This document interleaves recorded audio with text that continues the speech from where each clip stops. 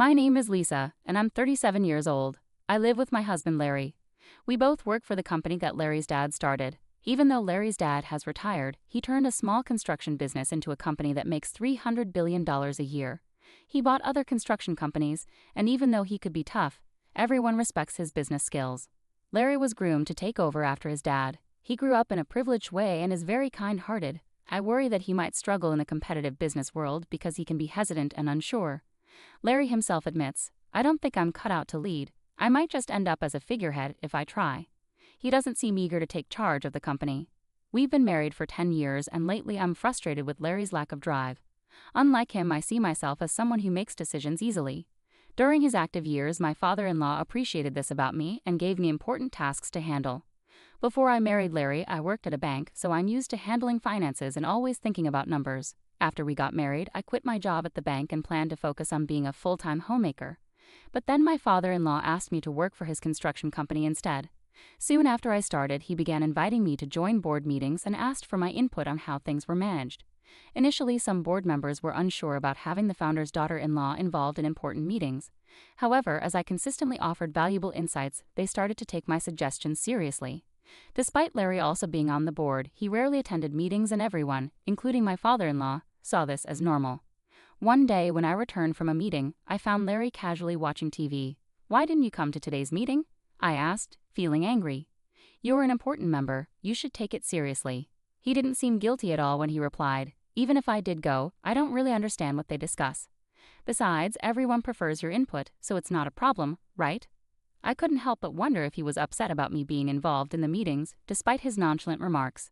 My father-in-law has been teaching me all the ins and outs of running the business and seems to be preparing me to take over. I started to enjoy being part of the management, and soon enough, I was working hard to meet my father-in-law's expectations. About 3 years after I started attending meetings, my father-in-law retired completely. When important decisions needed to be made, the board members would come to me for advice, sidelining Larry. I had hoped that this would motivate Larry to get more involved, but instead he became even more disconnected from his work. Despite coming to the office in the morning, Larry would vanish by noon and spend the rest of the day at home.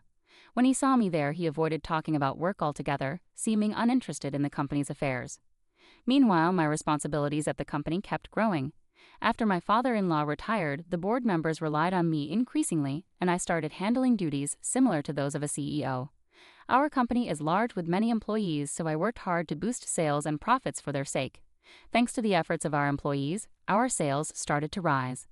I found running the company more and more intriguing, and I became deeply involved in my work. In contrast, Larry seemed to lose interest in his job, and his presence at the company became less frequent. Our conversations at home dwindled, and our relationship started to feel strained. "I met your sister Nancy today, and we had lunch together," Larry told me when he came home. Nancy, who's 3 years older than me, just went through a divorce about 4 months ago. It happened because she cheated, and things got really heated when her angry husband showed up at our parents' house. I was caught up with work, so Larry stepped in to calm down Nancy's husband. Despite the tense situation, Larry's gentle nature and calm personality managed to persuade him to leave peacefully. Nancy later told me, "Your husband is really something.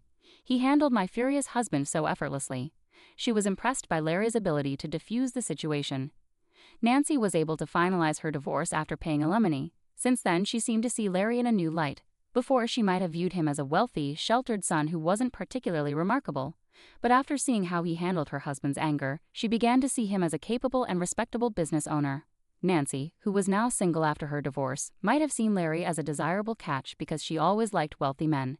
But I was so focused on my work that I couldn't even imagine such a thing. Little did Nancy know, Larry was just a figurehead at the company and didn't actually run it. Nancy's ex-husband had been an impressive employee at a foreign company. He had boasted to me at their wedding, saying, "I have a high salary and good looks. You must be jealous." He was indeed handsome, intelligent, and carried a sophisticated charm.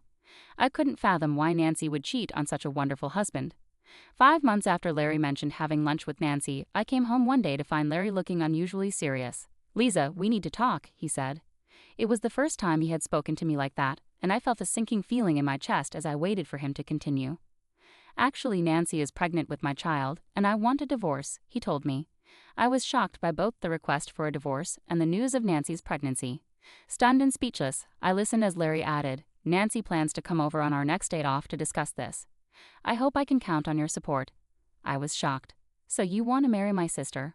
I asked Larry. He looked troubled and replied, it's not that I want to marry her, but if she's pregnant with my baby, I feel like I have no choice. Larry's usual indecisiveness frustrated me and I sighed, well, if she's carrying your child, I guess we have to deal with it. Let's talk more when she comes over. Feeling like Larry and I couldn't make decisions together, I decided to meet with my sister directly to sort things out. Even though I had already made up my mind about getting a divorce, I felt I needed to talk to my father-in-law about the situation with the company. As someone involved in running the business as the founder's daughter-in-law, divorcing would make me feel like an outsider. The next day, I went to my in-law's house and shared exactly what Larry had told me with my father-in-law. My mother-in-law was initially excited about the prospect of having a grandchild, but she quieted down quickly when my father-in-law gave her a stern look. It seemed she cared more about the grandchild than the company's management. After thinking it over, my father-in-law smiled and said, Lisa, I want you to continue managing the company as you have been. Larry can do as he pleases. I'll handle the responsibility. It was clear that my father-in-law valued the company's management more than anything else, including his son or the prospect of a grandchild. Even though he had retired, as the company's founder with the majority of shares, his influence was significant. There were no executives who would defy his wishes. I had grown attached to my work and was reluctant to step away from it. With my job secured, it was time to discuss the future with my sister. On my day off, she arrived at my house with a confident smile and said, Lisa, it's a shame you couldn't have a child. She then arrogantly offered me money as compensation and demanded that I leave the house immediately. My husband sat there silently, listening to our conversation despite being the cause of the problem. I was dismayed by his indifferent demeanor and responded, it's fine to discuss divorce, but we also need to address custody and property division. Let's bring in a lawyer to handle this properly. I never imagined you, my own sister, would end up with someone like Larry, I replied to my sister with a touch of sarcasm. She glared at me briefly but then composed herself. I've come to realize it's not just about appearances or status, it's about who someone is on the inside, she said earnestly. I couldn't help but stifle a laugh at her sudden wisdom about my husband's character. Holding back my amusement, I said, that's wonderful to hear. I hope you and Larry find happiness together. It seemed my sister believed Larry was more than he actually was, perhaps even the president of our father-in-law's company. It was clear she hadn't heard the truth from him. After our discussion, my sister decided to move in and arranged for movers. Knowing how impulsive she could be, I had already organized a new apartment with just the essentials. I also hired a lawyer to prepare documents for dividing our property and determining alimony. The next day, after moving my belongings out, I began negotiations for alimony and dividing property with my husband and sister, alongside my lawyer. My husband remained passive, showing little emotion, while my sister did all the talking. As I mentioned earlier, I'm willing to pay whatever alimony you ask for, so please take your time to decide, she said. Upon hearing this, my lawyer decided to pursue alimony from my sister as well as my husband. My sister is already making alimony payments to her ex-husband. I had been informed beforehand that it might be challenging to claim alimony from her. However, since she offered to pay whatever I wanted, I decided to proceed with the claim. During the property division negotiations, my sister eagerly pointed out, this mansion originally belongs to Larry's family, so it shouldn't be included in the division of property, right? Remaining calm, the lawyer responded, this building and the land are owned by the company, so it's ultimately up to the company to decide. It seemed even my husband thought this house belonged to his father. Is that so? I thought this house was Dad's, he casually remarked. On the other hand, my sister was surprised and turned to the lawyer, asking, wait, does that mean I can't live in this house? The lawyer replied professionally, since it's owned by the company, you can continue living here if the company agrees. Relieved, my sister exclaimed, oh, you should have said that earlier. It's fine because Larry, the president, will still be here. This statement caught the lawyer off guard, who burst into laughter. What are you talking about? Lisa is the president, not Larry, he clarified, looking at my sister who planned to marry my husband without knowing this crucial detail. She immediately turned to Larry and exclaimed, Larry, you're not the president. Seeing his discomfort, I stepped in and explained to my sister, Larry is an advisor without executive authority. I, on the other hand, am both an executive director and the president. Our father-in-law, who founded the company, was always the president. When he retired, he appointed me to these roles based on my performance, and there was no opposition from other executives. On the other hand, my husband was receiving an executive salary as an advisor, thanks to his father's arrangement, despite not having any executive responsibilities. It was more of a symbolic title than an actual role, and the salary was lower than what a regular employee would earn. This meant I was shouldering all our living expenses. Larry showed little interest in our household finances and didn't even know whether our home was owned by the company or his father. Although it was company property, my responsible father-in-law had always charged us rent. I had seen it as a standard rental arrangement, but the lawyer, still chuckling, asked, "Can we continue renting this house to Larry?" My sister was quick to react to the rent question. "Rent? Why would we charge Larry rent? It's company property, just let him live here for free." The lawyer then presented the rent amount, which startled both my sister and Larry, who seemed surprised to hear about it for the first time. "Looks like the rent for such a big house is pretty steep. I can't afford that on my salary," Larry remarked, realizing the financial strain it would pose with his modest executive compensation. Over our 6 years of marriage, Larry had exhausted most of his earnings. My own salary had also been swallowed up by high rent and living costs, leaving us with few assets to divide, mainly savings.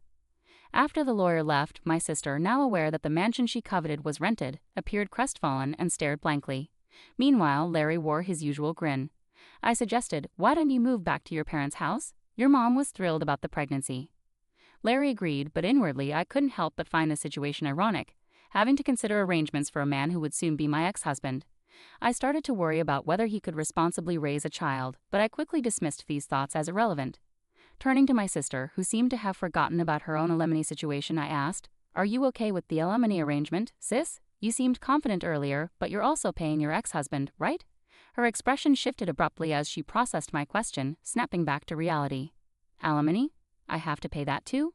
My sister exclaimed, clearly shocked and seemingly unaware of our earlier discussion. "You said you pay plenty of alimony earlier, but you didn't expect to pay it yourself, did you?" "My salary is really low," she continued, sounding incredulous. Larry and my sister exchanged surprised glances, and I couldn't help but feel like laughing at the situation. I had already finalized the divorce papers and alimony requests, so personally, it didn't affect me anymore. But watching Larry and my sister's reactions was almost comical. My ex-husband, who had remarried my sister and moved back to his parents' home as I had suggested, found himself caught in constant arguments between my sister and our in-laws. The root cause of these conflicts stemmed from the lie about my sister being pregnant with his child.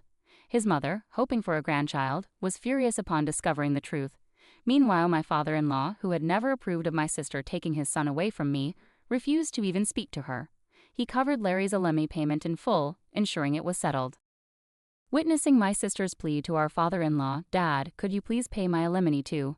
was met with his stern response, "I have no reason to be called Dad by you," he retorted angrily. Disheartened and unable to achieve what she had hoped for, my sister left my ex-husband's family home abruptly, without saying a word, and disappeared. It seemed she had remarried my ex-husband solely to bear the burden of alimony, a decision that now seemed painfully naive. My ex-husband appeared to reconsider reconnecting with me, but his father rebuked him. "You're not the kind of man who should even think about starting a family. You can't even take care of yourself properly." Watching all of this unfold, I couldn't help but reflect on how we had reached this point. When Larry agreed to move back to his parents' house, I knew it was the right decision.